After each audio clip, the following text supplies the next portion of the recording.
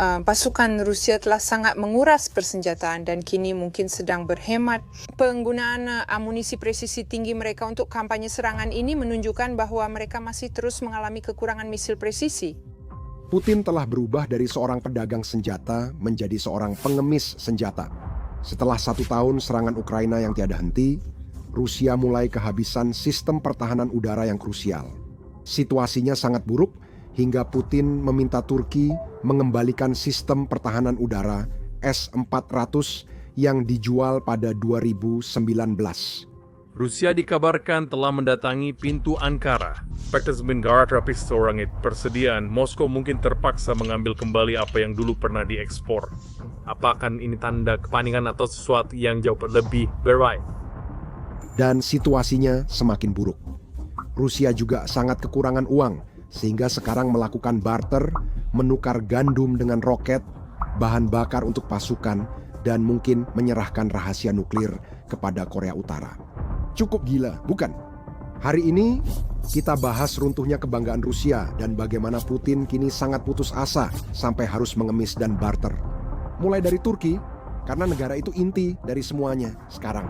Pejabat Rusia baru-baru ini diam-diam bertemu dengan rekan Turki di Ankara dan membuat permintaan aneh. Jual kembali ke kami sistem rudal S-400 yang kalian beli beberapa tahun lalu.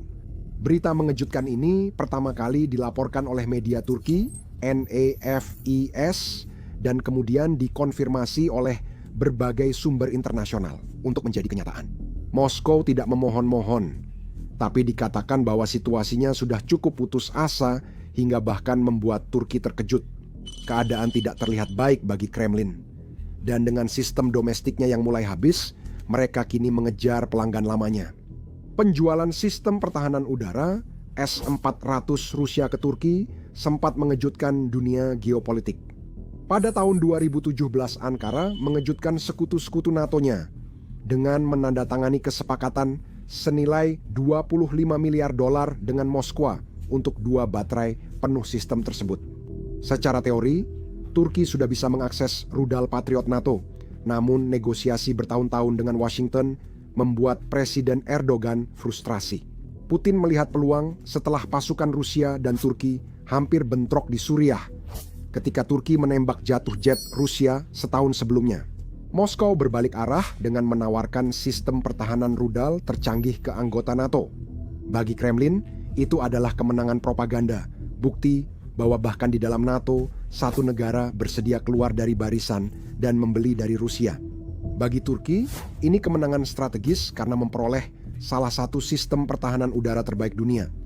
Pengiriman dilakukan secara terburu-buru antara tahun 2017 dan 2019 dengan kru Rusia membantu memasang sistem tersebut di tanah Turki. Turki melakukan uji coba peluncuran pada 2020 di Sinop, Pantai Laut Hitam yang jadi berita utama dunia. Uji coba ini dilakukan setelah uji coba radar akhir 2019, namun peluncuran 2020 menandai penembakan operasional penuh pertama. Hal ini memicu reaksi keras dari sekutu NATO, terutama Amerika Serikat, yang telah memperingatkan Turki agar tidak mengaktifkan sistem Rusia itu. Reaksinya langsung dan keras, Washington menyebutnya pengkhianatan. Pemerintahan Trump memberikan sanksi kepada Turki di bawah undang-undang melawan musuh Amerika melalui sanksi, menargetkan industri pertahanannya. Lebih parah lagi, Amerika Serikat mengeluarkan Turki dari program jet tempur F-35 proyek miliaran dolar yang diharapkan memodernisasi angkatan udara Turki. Pesannya jelas, membeli dari Rusia berarti kehilangan akses ke kekuatan udara utama Barat. Para pemimpin NATO memperingatkan bahwa menghubungkan perangkat keras Rusia ke jaringan NATO bisa membocorkan data sensitif pesawat sekutu ke Moskow. Karena tekanan dari berbagai arah, Turki harus berhati-hati. Inilah awal hibernasi panjang sistem itu. S-400 yang dibeli Turki tak pernah terhubung ke jaringan pertahanan nasional, tak pernah siaga penuh, dan tak diintegrasikan ke struktur komando NATO. Akhirnya, mainan baru Turki yang dibanggakan malah menjadi beban mahal, termasuk peluncur dan radar yang berkilauan itu. Sebanyak 36 peluncur secara total, diam-diam disimpan di gudang. Kru Turki tetap merawatnya, namun mereka tak pernah digunakan dalam pertempuran atau terhubung ke radar negara itu. Selama bertahun-tahun, sistem-sistem itu dibiarkan menganggur dan hanya jadi simbol politik, bukan aset militer nyata. Recep Tayyip Erdogan ingin merdeka dari Washington, namun justru terisolasi, tidak dipercaya NATO, dicurigai Rusia, dan menghabiskan miliaran untuk senjata yang tak bisa digunakan optimal. Melompat ke hari ini, ironi yang terjadi tidak bisa lebih tajam lagi.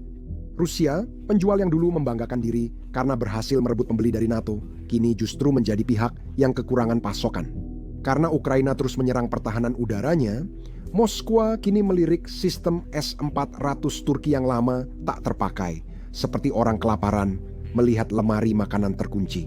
Pejabat Rusia diam-diam menawarkan uang, diskon gas, dan bantuan militer untuk mendapatkan kembali sistem itu. Beberapa orang dalam Turki berbisik bahwa ancaman juga telah datang dengan isyarat akan memotong pasokan energi atau membuat kekacauan di Laut Hitam. Jika Ankara menolak, kita akan membahasnya lebih dalam nanti. Sementara Rusia memohon untuk membelinya kembali, NATO menekan dari sisi lain. Selama bertahun-tahun, pejabat Amerika dan Eropa telah mendesak Turki untuk menyerahkan sistem tersebut kepada Ukraina, di mana mereka bisa melindungi kota-kota dari serangan rudal Rusia. Presiden Zelensky sendiri dikabarkan telah langsung mengajukan ide tersebut kepada Erdogan, menggambarkannya sebagai keadilan puitis, membalikkan sistem tak terkalahkan Putin melawannya. Para jenderal Ukraina optimis dapat mempelajari teknologi itu dan memanfaatkan kelemahannya untuk mengamankan langit. Turki kini terjepit di antara dua kekuatan yang menuntut sistem serupa dengan alasan berlawanan, posisi yang tak diinginkan Turki. Ankara tetap ngotot mempertahankan S-400, tapi kini S-400 lebih jadi alat tawar-menawar daripada senjata. Simbol miliaran dolar dari upaya Turki menjaga keseimbangan. Saat pertama kali dikirimkan, S-400 dimaksudkan untuk membuktikan bahwa Ankara bisa menentukan jalannya sendiri.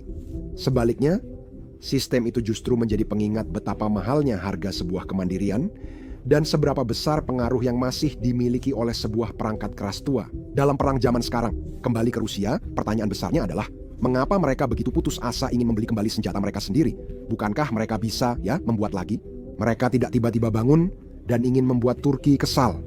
Menawarkan kesepakatan ini menandakan situasinya sudah cukup parah. Kamu lihat, perang Ukraina melemahkan pertahanan udara mereka dan tekanannya mulai tampak. Mereka kehabisan pertahanan udara dan pabrik tak mampu mengikuti perang. Ukraina menjadikan perang drone sebagai seni, terus menyerang Rusia dengan drone murah, rudal jarak jauh, dan serangan tanpa henti. Bulan lalu, Ukraina meluncurkan lebih dari 1.200 drone yang membakar depot minyak di Tatarstan dan menyerang pangkalan udara di Crimea. Ini bukan serangan acak, melainkan dirancang untuk membuat Rusia kewalahan dan menjaga semua tempat dari kota perbatasan hingga Moskow. Pendekatan Ukraina itu sederhana tapi brutal, menggunakan alat murah untuk menimbulkan masalah yang mahal. Sebuah drone yang harganya hanya beberapa ribu dolar bisa memaksa Rusia menembakkan rudal yang nilainya jutaan di Crimea. Ukraina sudah menghancurkan 3 peluncur S-400 tahun ini dengan rudal Storm Shadow. Di Beograd, serangan drone melumpuhkan 15% radar. Ukraina sangat efektif hingga Moskow pun dibuat gelisah. Setiap 2 bulan, kawanan drone memicu ledakan di seluruh kota, menerangi langit seperti kembang api yang tak diinginkan orang Rusia. Ukraina memakai balon umpan untuk mengelabui radar dan membuat Rusia menyia-nyiakan misilnya. Ini berhasil karena pertahanan Rusia, mulai dari S-400 yang besar hingga sistem pansir yang lebih kecil, tersebar terlalu tipis dan mereka mulai kehabisan amunisi untuk mempertahankannya. Rusia gagal total. Kini mereka malah berusaha mencegah warga Rusia merekam kegagalan itu, bukan menghentikan Ukraina. Drone dan rudal Ukraina menyerang lebih jauh ke Rusia, menghancurkan kilang minyak, membakar pabrik, dan melumpuhkan pos komando. Akibatnya tidak bisa disembunyikan. Video, bola api, dan puing-puing yang berasap membanjiri Telegram dalam hitungan menit menjadi catatan mentah tentang betapa rentannya Rusia saat ini. Moskow merespons dengan penyensoran, bukan pertahanan yang lebih kuat. Lebih dari 30 wilayah kini melarang warga merekam atau membagikan rekaman serangan. sehingga hanya cuplikan buatan pemerintah yang beredar. Tujuannya simpel, menghilangkan bukti dan mengontrol narasi. Semakin mereka berusaha membungkam masyarakat, kebenaran justru makin jelas. Setiap video yang dilarang dan perintah tutup mulut membuktikan militer terkuat kedua itu tak mampu melindungi kotanya sendiri. Bahkan dalam perhitungan angka, hasilnya buruk bagi Rusia. Harga satu baterai S-400 sekitar $0,5 miliar dan Ukraina mengklaim telah menghancurkan 12 unit tahun ini.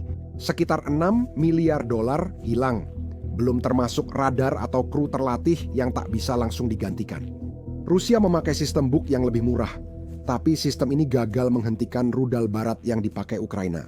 NATO telah mengirim ribuan Stinger dan NASAMS ke Ukraina sejak 2022 memberi Kiev keunggulan udara. Sementara itu, pabrik-pabrik Rusia sedang terseok-seok. Sanksi memutus pasokan mikrochip dan alat presisi untuk membuat rudal baru. Sebelum perang, pabrik seperti Almazante memproduksi 2 lusin batalion S-400 setiap tahun. Sekarang, produksinya turun menjadi setengah dari itu. Dan laporan mengatakan bahwa 1 dari 5 rudal yang keluar dari jalur produksi gagal dalam pemeriksaan kualitas. Ini bukan hanya kekurangan, tapi krisis. Sebelum ada yang bertanya, S-500 generasi berikutnya tidak akan datang menyelamatkan. S-500 yang selama bertahun-tahun digembar-gemborkan sebagai permata mahkota Rusia dalam pertahanan udara seharusnya bisa melampaui bahkan sistem Patriot dan FAAD. Kenyataannya, hanya beberapa baterai dikerahkan, kebanyakan di sekitar lokasi komando nuklir atau Moskwa. Yang sudah dikerahkan diyakini hanya beroperasi terbatas dengan kemampuan sebagian saja. Analis pertahanan Rusia awal tahun ini melaporkan S-500 masih bermasalah pada perangkat lunak dan radar, sehingga berisiko jika ditempatkan di dekat zona perang aktif. Biayanya juga sangat tinggi, hampir 2 kali lipat dari S-400. Sistem ini begitu mahal dan sulit untuk diproduksi, sehingga bahkan perencana militer Rusia sendiri menyebutnya sebagai aset mewah di masa perang. Alih-alih menjadi solusi, S-500 justru menjadi barang museum di saat yang membutuhkan alat tempur andalan. Semua inilah alasan mengapa S-400 milik Turki yang menganggur terlihat begitu menggoda. Sebuah senjata pengubah permainan yang lengkap dan sepenuhnya bersenjata telah disimpan di gudang selama lebih dari 6 tahun.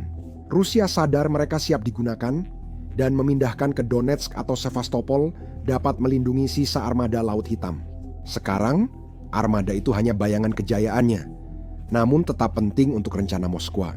Serangan Ukraina seperti menenggelamkan kapal Moskva 2022 dan menyerang kapal dengan drone dan rudal Neptunus telah sangat melumpuhkannya. Rusia terpaksa menarik banyak kapalnya dari Crimea ke pelabuhan yang lebih aman, seperti Novorossiysk. Meskipun begitu, armada tersebut tetap menjadi kunci untuk mengendalikan jalur Laut Hitam, meskipun cengkeramannya goyah.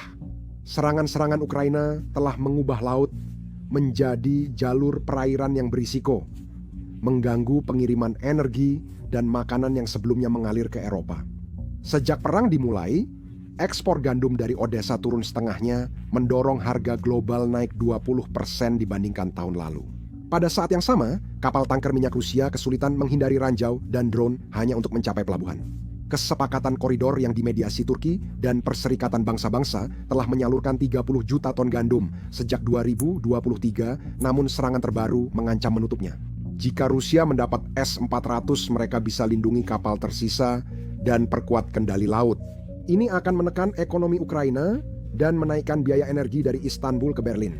Namun, Erdogan tetap mengendalikan situasi dan menjaga laut terbuka bagi kapal Turki yang membawa gas dan gandum.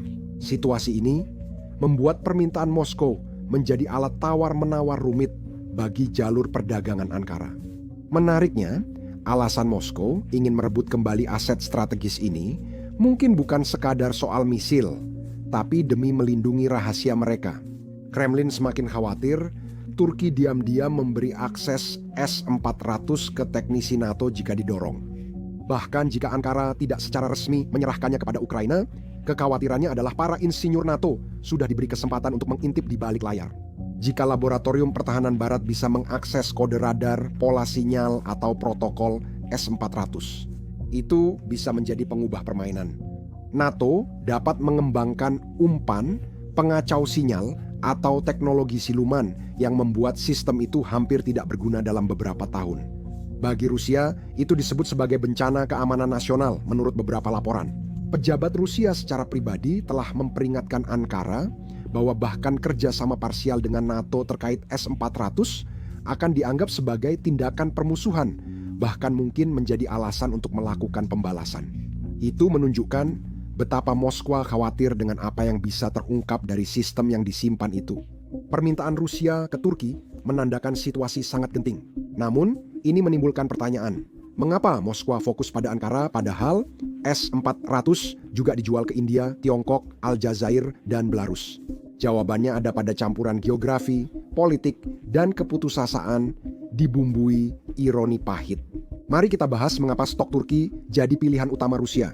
S-400 milik Turki unik karena mereka telah terbengkalai sejak reaksi keras NATO memaksa Ankara untuk menyingkirkannya.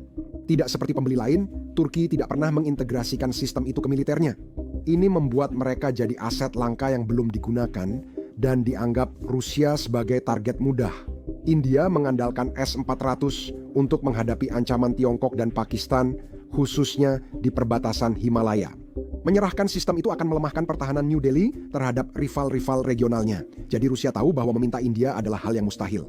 Tiongkok memakai S-400 untuk melindungi kekuatan di Laut Tiongkok Selatan dan mencegah pasukan Amerika Serikat dan Jepang.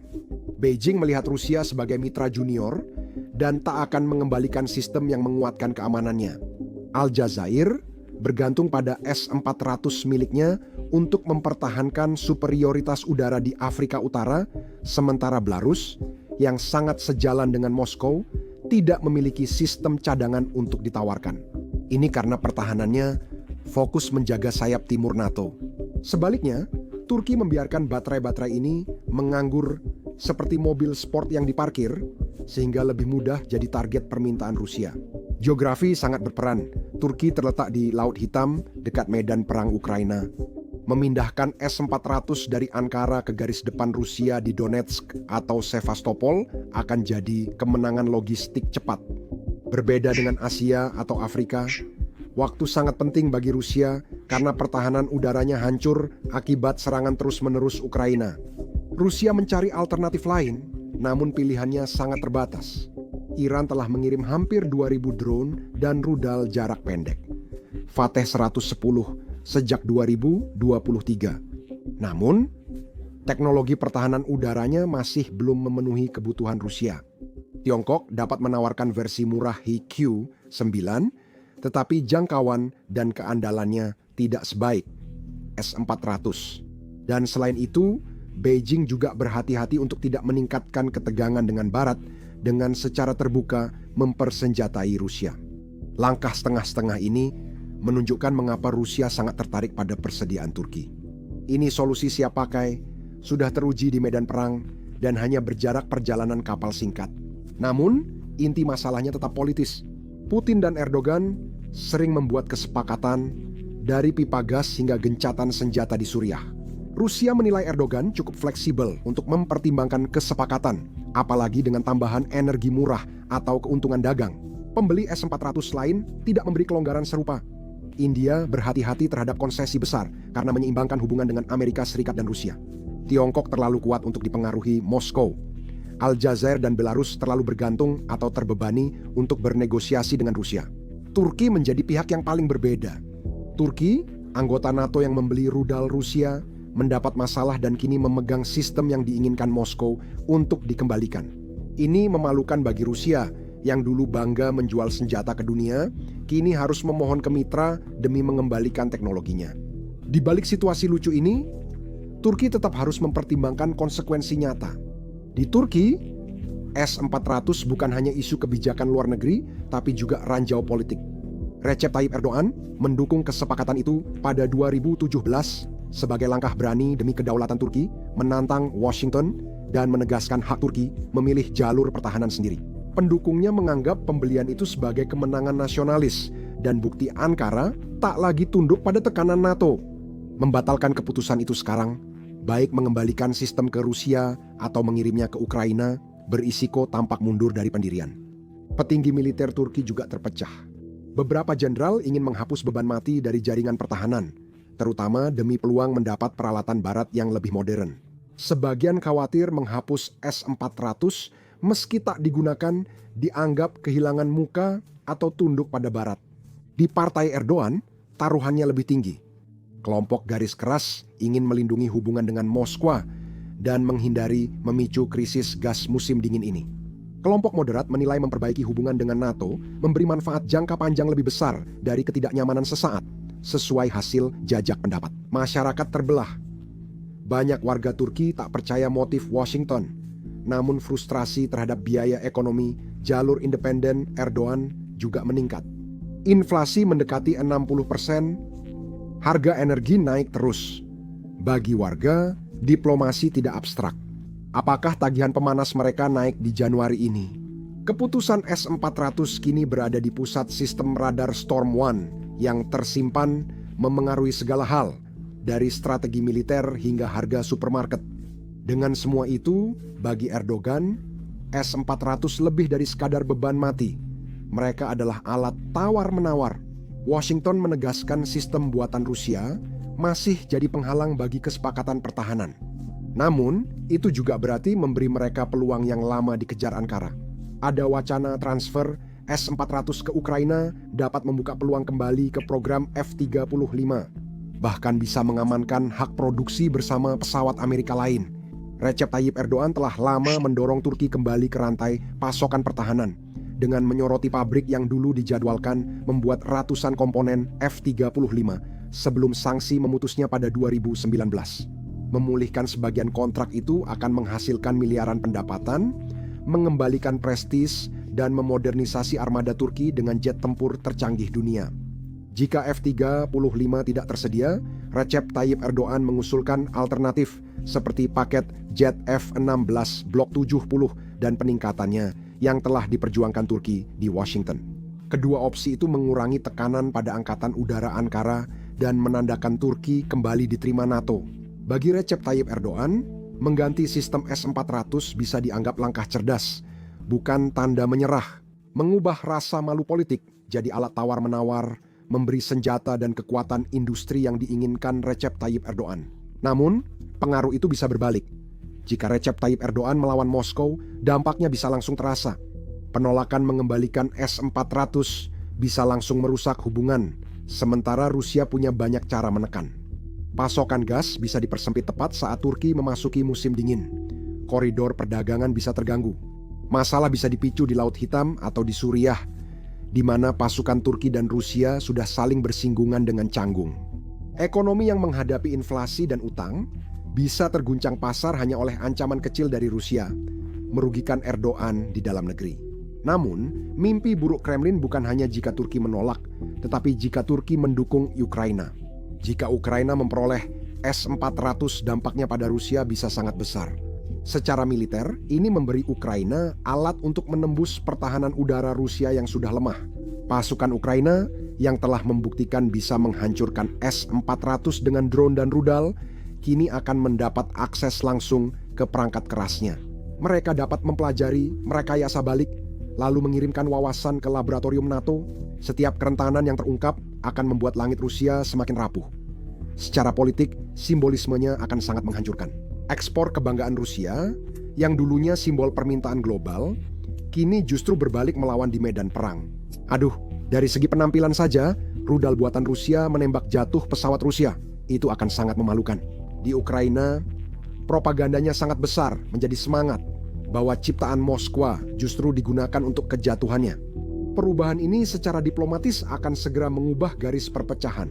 Moskwa hampir pasti akan membalas dengan memangkas kesepakatan energi, menghentikan pariwisata, dan menekan sekutu-sekutunya di Suriah dan Kaukasus untuk menekan kepentingan Turki. Sementara itu, Washington dan NATO akan segera berlomba untuk memberi imbalan kepada Ankara, bersemangat untuk memperkuat perubahan haluan tersebut. Hal itu akan menandai pemutusan hubungan yang jelas dari ketegangan selama bertahun-tahun dan mengatur ulang posisi Turki di dalam aliansi. Bagi Erdogan, keputusan S-400 bukan sekadar jet dan kontrak, tapi soal menavigasi antara dua raksasa. Menyadari bahwa condong terlalu jauh ke satu arah dapat memicu konsekuensi besar di luar negaranya sendiri. Jika dia menyerahkannya kepada Rusia, dia berisiko semakin terisolasi dari NATO. Jika dia menyerahkannya kepada Ukraina, dia berisiko menghadapi kemarahan Rusia. Jika dia diam saja, sistem-sistem itu tetap jadi monumen mahal ketidakpastian, mengumpulkan debu saat dunia terbakar. Dengan Turki tetap teguh pada S-400, pencarian solusi Rusia telah mendorongnya ke wilayah yang belum dipetakan, berdagang dengan sekutu yang tak terduga untuk menjaga upaya perangnya tetap hidup. Masalah Rusia bukan hanya soal rudal. Dengan cadangan uang menipis dan sanksi makin berat, Moskow kembali ke taktik lama. Barter, bayangkan negara adidaya global menukar gandum dan minyak dengan senjata, seperti era abad pertengahan. Sahabat baru Kremlin dalam kesepakatan ini adalah Korea Utara, negara yang dihindari oleh sebagian besar negara lain seperti tetangga yang buruk. Perdagangan ini bukan sekadar tanda keputusasaan Rusia, tapi bisa mengguncang dunia melampaui Ukraina. Barat telah mengunci Rusia dari bank global, membekukan 300 miliar dolar cadangan, dan memutus akses suku cadang berteknologi tinggi. Pabrik yang dulu membuat rudal kini bertahan dengan merakit desain Soviet lama, seperti montir memperbaiki mobil rongsok. Agar mesin perangnya terus berjalan, Rusia membongkar kapal berisi gandum, minyak, dan perlengkapan konstruksi di pelabuhan Korea Utara. Sebagai imbalannya, Pyongyang mengirim kembali peluru artileri, roket, dan rudal jarak pendek. Sejak 2023, Korea Utara mengirim senjata hampir 10 miliar dolar ke Rusia, termasuk 8 juta peluru artileri dan ribuan tentara, untuk mempertahankan garis pertahanan di tempat-tempat seperti Kursk. Bagi negara yang kelaparan setiap hari, gandum dari Rusia lebih berharga dari emas. Ini pertukaran yang menyedihkan. Makanan untuk kekuatan senjata bukan sekadar peluru dan roti, ada sisi gelapnya. Laporan intelijen menyebut Rusia mungkin membagikan pengetahuan militer sensitif, termasuk desain sistem propulsi kapal selam. Ini bukan hulu ledak nuklir, tapi bisa membantu Korea Utara membangun kapal selam peluncur rudal. Bayangkan jika Kim Jong-un punya kekuatan seperti itu, pangkalan Amerika Serikat di Jepang atau Guam pun jadi kurang aman. Korea Utara mulai unjuk kekuatan dengan uji coba rudal Kwan Song 19 yang mengancam. Kami ancaman bagi siapapun yang memperhatikan. Bagi Rusia, ini perjudian berbahaya. Mereka menukar rahasia demi bertahan, tapi bisa memunculkan masalah lebih besar di masa depan. Dunia mulai memperhatikan dan merasa tidak senang. Korea Selatan di seberang perbatasan pun waspada. Jika Rusia tetap mendukung Korea Utara, Seoul bisa mulai kirim senjata ke Ukraina, membalik posisi Moskwa. Jepang telah banyak mengeluarkan dana untuk pertahanan, sementara kapal Angkatan Laut Amerika Serikat berpatroli dekat Korea Utara untuk mencegat kargo mencurigakan. Setiap kapal yang melintas di Laut Jepang berisiko karena ketegangan diplomatik, penyitaan, atau lebih buruk. Rusia bermain berisiko tinggi dan peluangnya buruk. Kesepakatan barter menunjukkan kejatuhan Rusia. 10 tahun lalu, Moskwa menjadi pedagang senjata papan atas dengan pendapatan 15 miliar dolar per tahun dari penjualan ke puluhan negara. Rusia kini bernegosiasi dengan rezim paling terisolasi di dunia, menukar makanan demi persenjataan karena tak ada pilihan lain. Sementara itu, Korea Utara sangat menikmati posisi tawar mereka. Mereka tidak hanya mendapatkan pasokan, tetapi juga mendapatkan kesempatan untuk memainkan peran yang lebih besar di panggung dunia. Bagi Putin, ini penurunan memalukan dari kekuatan global jadi negosiator putus asa. Setiap pengiriman dari Pyongyang mengingatkan bahwa Rusia makin kehabisan pilihan. Kesepakatan dengan Korea Utara memberi Rusia waktu, tapi hanya solusi sementara untuk masalah besar. Jumlah korban perang yang terus bertambah menunjukkan kisah suram. Rusia membutuhkan sekitar 90.000 peluru artileri setiap bulan untuk mempertahankan upaya perangnya antara Korea Utara dan Iran. Mereka hanya mendapat sepertiga dari jumlah itu. Banyak peluru gagal, dengan tentara di Donetsk melaporkan sekitar 15% peluru gagal ditembakkan atau meledak. Ukraina mendapat dukungan NATO dan bantuan 60 miliar dolar Amerika Serikat per tahun, termasuk senjata canggih yang melebihi persenjataan Rusia. Barter itu membuat Moskow bertahan, namun tak mengubah arah perangnya. 200 miliar dolar dihabiskan, 1 juta pasukan tewas atau terluka, inflasi domestik hampir 10%. Itu merangkum beban besar manusia dan ekonomi yang mereka hadapi. Setiap pengiriman dari Korea Utara memberi waktu, tapi juga memperlihatkan kelemahan mereka. Korea Utara memanfaatkan kelemahan ini dengan sangat cerdik, sementara banyak orang Rusia justru memandang kemitraan ini dengan rasa malu.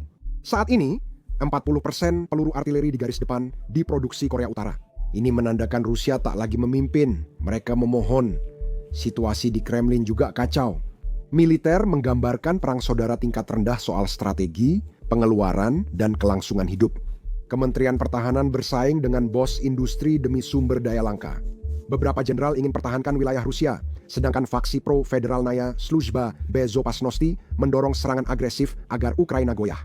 Alih-alih komando yang bersatu, Rusia adalah sekelompok pesaing yang berebut kendali. Semua dampak ini sedang membentuk ulang peta dunia. Turki jadi penentu, memakai S-400 sebagai alat tawar, dan menengahi kesepakatan gandum kedua pihak.